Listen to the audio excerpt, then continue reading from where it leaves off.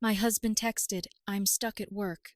Then the waiter replied, "He's at table 8 with another woman." That was the moment I stopped wondering whether I was imagining things. But this story had started 4 months earlier. My name is Eileen Kelly. I'm 46 years old, and I work as a production manager at an auto parts factory. My job is noticing patterns. A wrong number. A strange vibration. One tiny detail that doesn't belong. And apparently, I brought that habit home with me. One Tuesday, I got home almost 90 minutes early. When I opened the door, my husband, Julian, was on the phone. The second he saw me, he hung up. No goodbye. No times I'll call you later. Nothing. "You're early," he said. "Problem at the plant got fixed." He smiled, kissed my cheek, and asked about my day. Perfectly normal. So I said nothing. One strange detail could mean anything. But then the pattern started. Julian began coming home late every Tuesday and Thursday. Logistics meetings, he explained. His job sometimes required them, so I accepted it. Then I noticed the new cologne. Someone at work recommended it, he said. The strange part? The bottle didn't appear in our bathroom until almost 2 weeks after I first smelled it on him. Then his phone changed. For 18 years, Julian had left it everywhere. Now it stayed face down or inside his pocket. Even when he went to the bathroom, it went with him. I still didn't confront him. Suspicion wasn't proof. Then, one Saturday morning, Julian was showering when his phone vibrated beside me. The screen lit up. "Greg, office, see you tomorrow as planned." I didn't touch the phone. The next morning, Julian told me he had to work. "Greg and I need to finish reports for Monday." That evening, I casually said, "You should invite Greg over for dinner sometime." Julian stopped chewing. Only for half a second. But I noticed. "Sure," he said. "Someday." Greg never came. 3 weeks later, Julian placed a brown folder beside my coffee. "I need you to sign this." "What is it?" "A power of attorney. Just for banking stuff. It'll make managing the joint accounts easier." I opened it. 3 pages of legal language. "When do you need it?" "Today would be best." There it was again. That tiny urgency behind an ordinary sentence. "I'll read it tonight." "You don't have to read every line." I looked at him, then waiting until tomorrow shouldn't matter. His expression changed instantly. "Of course!" After he left, I read every line, and my stomach tightened. The document gave Julian far more authority than he'd suggested access to transfers, investments, account changes, and other financial assets. I photographed everything and called my older brother, Carlos, a divorce attorney. 20 minutes after receiving the pages, he called me. "Eileen, don't sign this." I wasn't planning to. I'm serious. Whoever prepared this knew exactly what they wanted Julian to be able to do. That afternoon, I went to Carlos's office and told him everything. The phone call, the late meetings, the cologne, the hidden phone. "Greg." When I finished, Carlos asked quietly, "Do you think there's another woman?" "Yes. And now he wants financial authority."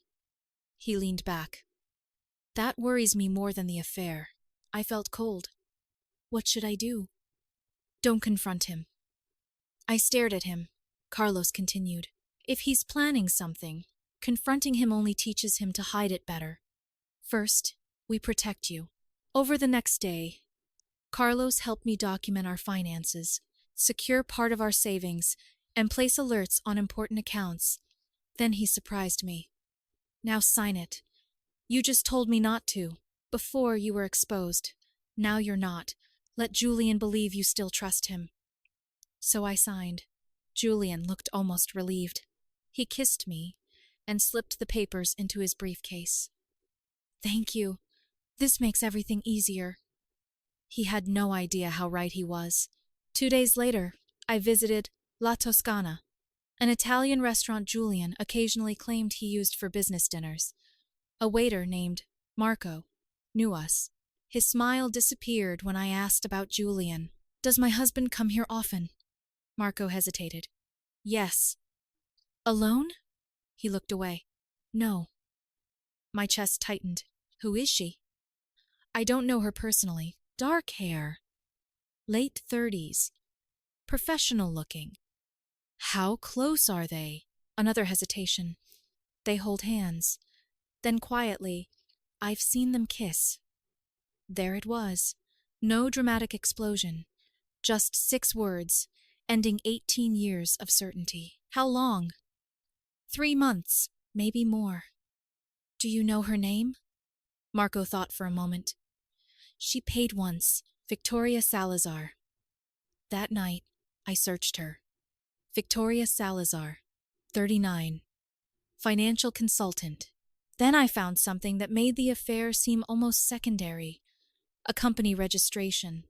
Salazar and Mendoza Consulting. Established 6 months earlier. 2 partners.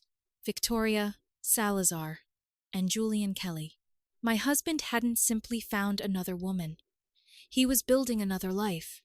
And somehow, money was part of it. I sent everything to Carlos. His response came immediately. We need to trace the accounts. But I still wanted undeniable proof of the affair. I didn't have to wait long. The following Tuesday, Julian texted me at 6. Long meeting. I'll probably be home around 9. At 7:15, another message appeared. Marco. They just arrived. Table 8. I stared at the screen. Can you get a photo? 5 minutes later, my phone vibrated. I opened it. Julian was sitting across from Victoria beneath candlelight, wine between them. His wedding ring still on his hand, and his fingers intertwined with hers across the table. I expected rage. Instead, I felt something strangely quiet. Relief. Because there was no longer anything to question. I called Carlos. I have the photo. Send it. I did. Then I asked, what happens now? Carlos was silent for a moment. Now we find out why Julian wanted that power of attorney. I looked again at table 8, at my husband smiling at another woman while supposedly working late. And for the first time, I didn't want him to stop. I wanted him to make his next move. Because this time, I would be ready. The photograph from table 8 confirmed the affair. The bank records revealed the reason Julian needed my signature. Carlos called me the next morning. Eileen, I found it. I was standing in my office overlooking the assembly floor. Found what? The money. Over 7 months, Julian had transferred small amounts from our joint accounts into a personal account I didn't know existed. 1,000 here, 2,000 there. Small enough that no single transfer looked alarming. Together they totaled almost $48,000. And that money went into the company? I asked. Most of it. I closed my eyes. 18 years of marriage, and Julian had been quietly financing a future with Victoria using money we'd built together. Carlos hired a private investigator. For the next 10 days, the reports came in. Tuesday. Julian and Victoria having lunch downtown. Thursday. Both entering the office of Salazar and Mendoza Consulting after 6 and leaving hours later, Saturday. Julian told me he was shopping. Instead, he spent nearly 3 hours at Victoria's apartment. Every photograph hurt. But after a while, the pain changed. It became information. Then Carlos noticed something. Julian still hasn't used the power of attorney. Maybe he changed his mind. Carlos shook his head. Or he's waiting. For what? The right moment to take what's left. So Carlos suggested we give him one. Friday night, I casually mentioned something over dinner. The corporate office offered me an investment opportunity. Julian looked up. What kind? They're considering allowing senior managers to buy a small ownership stake. How much? About 80,000. His fork stopped. I pretended not to notice.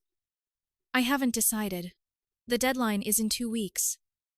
Julian took a sip of water. You should do it. That quickly? You've worked there for 23 years. Opportunities like that don't happen often. He sounded supportive, but I knew what he was calculating. If I invested that money, it would become harder for him to reach. That night, I texted Carlos. He took the bait. His reply was immediate. Then be patient. 3 days later, Carlos called. He moved. Julian had gone to the bank using the power of attorney. He tried to withdraw $65,000. The alerts we'd placed stopped the transaction. The bank told him additional verification was required. 5 minutes after he left, my phone rang. Eileen? Julian sounded tense. Yes? I'm at the bank.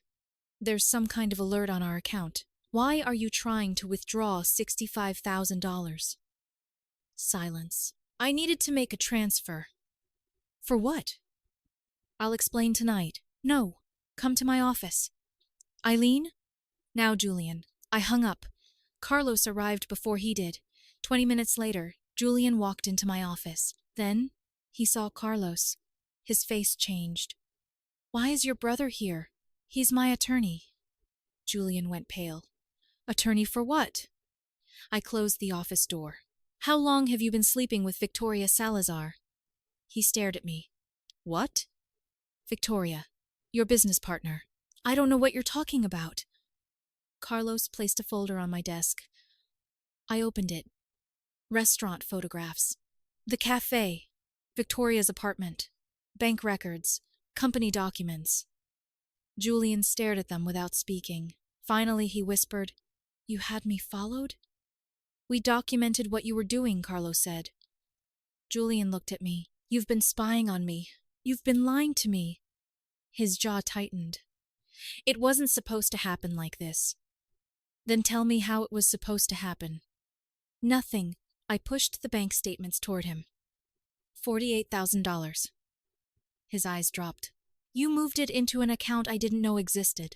Then you used it to build a company with Victoria. That money was mine too. It was ours.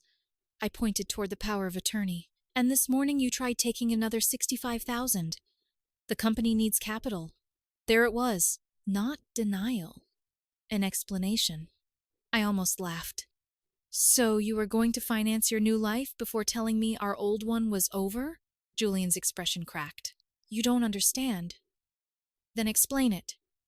He looked toward the window. Victoria and I started working together first. And then? He didn't answer. You fell in love with her. Julian finally looked at me. Our marriage hasn't been right for years, Eileen. That hurt more than I expected. Not because I believed it completely. Because some part of it might have been true. You seemed happy, I said. You were happy. The distinction hung between us. I didn't know how to tell you. So you didn't. My voice remained calm. You opened a secret company instead. I never wanted to hurt you. You tried to take $65,000 this morning. I panicked. No, Julian. Panic is one bad decision. This took months. Carlos placed another document on the desk. Divorce papers. Julian stared at them. Carlos explained the proposed terms. Julian would return the $48,000 diverted from marital funds. The house would eventually be sold, and the remaining marital assets divided fairly. He would make no claim against my employment retirement benefits under the proposed settlement. Julian looked at me. You already planned all of this? You planned first. His eyes filled with anger. So that's it. 18 years and you ambush me at your office? I stared at him. If you'd come home 4 months ago and told me you loved someone else, we'd be having a very different conversation. He said nothing.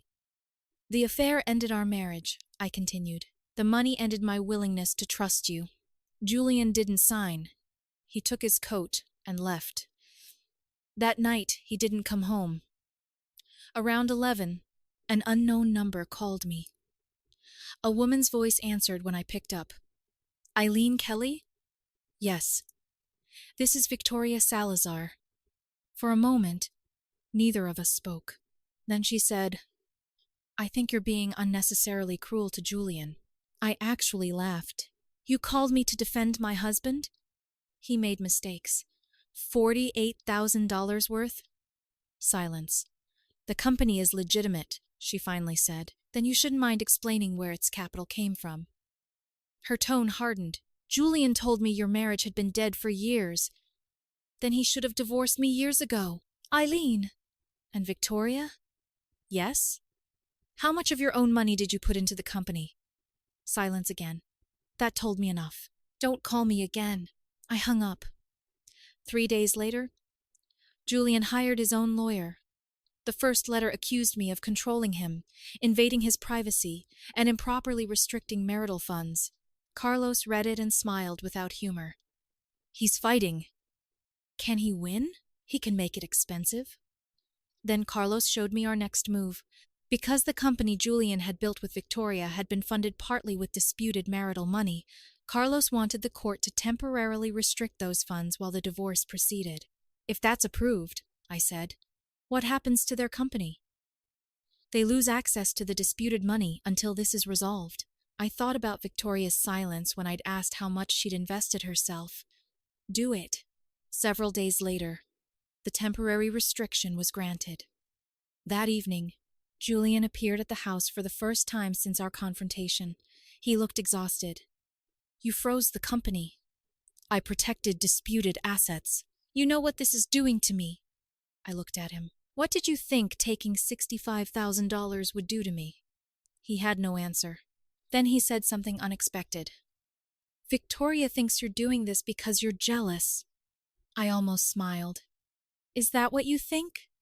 Julian looked away, and that was when I understood something. The confidence he'd had weeks earlier was disappearing. Because without access to our money, his exciting new future suddenly wasn't looking quite so secure. And Victoria was beginning to notice too. The restriction on the company changed everything. 3 days later, Carlos called me. Julian's lawyer wants to negotiate. What changed? I think Victoria did. Apparently, the company couldn't access the disputed funds, several expenses were piling up, and Victoria was suddenly far less interested in fighting Julian's divorce battle with him. Their first offer was simple. Julian would return $30,000 of the missing $48,000 if I agreed to divide everything else equally and leave the company alone. I refused. He took 48. He returns 48. Carlos agreed. We countered with the original terms. Full repayment, sale of the house, fair division of the remaining marital assets, no claim against my employment retirement benefits. Once the money was returned, we would stop pursuing restrictions against the company. They had until the following day. That night I couldn't sleep. Around 2 a.m, my phone vibrated. Julian, I need to talk to you. Just us. No lawyers. I almost ignored it. Instead, I agreed to meet him the next evening at the apartment where he'd been staying. When Julian opened the door, I barely recognized him. He'd lost weight. His hair was messy. There were dark circles beneath his eyes. The apartment itself was small and temporary. Where's Victoria? I asked. His expression changed. She's not here. We sat across from each other. For several seconds, neither of us spoke. Then Julian said, I did love you. I looked at him. I know that probably means nothing now. It doesn't mean nothing. He swallowed. Our marriage wasn't 18 years of lies. I need you to know that. Then why did you do this? Julian looked down at his hands. I was unhappy for longer than I admitted. Why didn't you tell me? Because you seemed happy. There it was again. The answer that hurt because I understood it without accepting it. You should have talked to me. I know. Instead, you found Victoria. He nodded. She made everything feel possible again. The company, a different life, starting over. With our money. Julian closed his eyes. Yes, at least this time he didn't pretend otherwise. You could have asked me for a divorce, I said. We could have divided everything and walked away hurt but still respecting each other. I was scared. You weren't too scared to move $48,000. He flinched. Then I asked the question I'd been wondering about. What happened with Victoria? Julian gave a bitter laugh. The money disappeared. What? The second the company was restricted, everything changed. Victoria had apparently begun pressuring him to fix the financial situation. When Julian asked her to help with legal expenses, she refused. Then came the argument that finally broke whatever illusion remained. She told me this was my divorce and my problem. I said nothing. Julian looked at me. You were right. There was no satisfaction in hearing it, only exhaustion. She didn't want me the way I thought she did, he continued. She wanted the future I told her I could provide, and now? I don't know if we're even together anymore. He rubbed his face. Then he looked directly at me. I'm accepting the settlement. I studied him. All of it? The 48,000. The house. Your retirement benefits. Everything Carlos proposed. Why? Because I want this to stop. For the first time in months, we agreed on something. Julian's eyes filled with tears. I'm sorry, Eileen. I believed he meant it. That didn't mean I trusted him again. I should have told you I was unhappy, he said. I should have left before Victoria, and I should never have touched that money. I nodded. I should have noticed we were drifting. Julian shook his head. That doesn't excuse what I did. No, it doesn't. That distinction mattered. A marriage could fail because two people stopped paying attention. The deception afterward had still been his choice. A week later, we signed the settlement in Carlos's office. No shouting, no dramatic final confrontation, just signatures. 18 years reduced to pages stacked neatly across a conference table. When it was finished, Julian held his copy against his chest. I guess this is it. I guess so. Take care of yourself, Eileen. You too. Then he walked out. Carlos sat beside me. You okay? I looked at the closed door. Surprisingly, I was. The house sold a few months later. A young family bought it.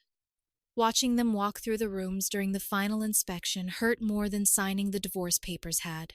That house contained birthdays, Christmas mornings, arguments, reconciliations, ordinary Sundays. But it belonged to another life now. I moved into a smaller apartment near the factory overlooking a park. For the first time in months, I could come home without wondering where Julian was. No hidden phone, no late meetings, no explanations I had to analyze. Just silence. And eventually, silence became peace. 3 months later, I was eating dinner at a restaurant when I noticed Victoria sitting alone across the room. She saw me. Our eyes met. She immediately looked away. I expected to feel something. Anger. Satisfaction. Maybe even triumph. Instead, I felt nothing. That was when I realized I'd finally moved on. 6 months after the divorce, Julian called. I won't keep you long. What happened? The company closed. I remained silent. Victoria and I broke up 3 months ago. I'm sorry. Don't be. You warned me. His voice sounded different now. Quieter. I just wanted you to know I'm trying to rebuild my life without lying to anyone this time. I'm glad. And I meant it. Julian hesitated. Eileen? Yes, I really am sorry. I know. We said goodbye. I never heard from him again. The next morning at the factory, one of my supervisors asked why I'd been smiling more lately. I looked through the glass toward the assembly line. Machines moving, workers talking, everything imperfect, but functioning. Because I'm finally free, I said. For months, I'd thought justice would mean Julian losing what he'd tried to take from me. It didn't. Justice was protecting what was mine, without allowing his betrayal to turn me into someone bitter. Julian had lost Victoria, the company, our marriage. But none of that was my victory. My victory was much quieter. I no longer needed him to lose anything for me to feel whole. And after 18 years of building a life around another person, I finally understood something. Freedom doesn't always arrive with revenge. Sometimes it simply arrives the morning you wake up and realize someone else's choices no longer control your peace.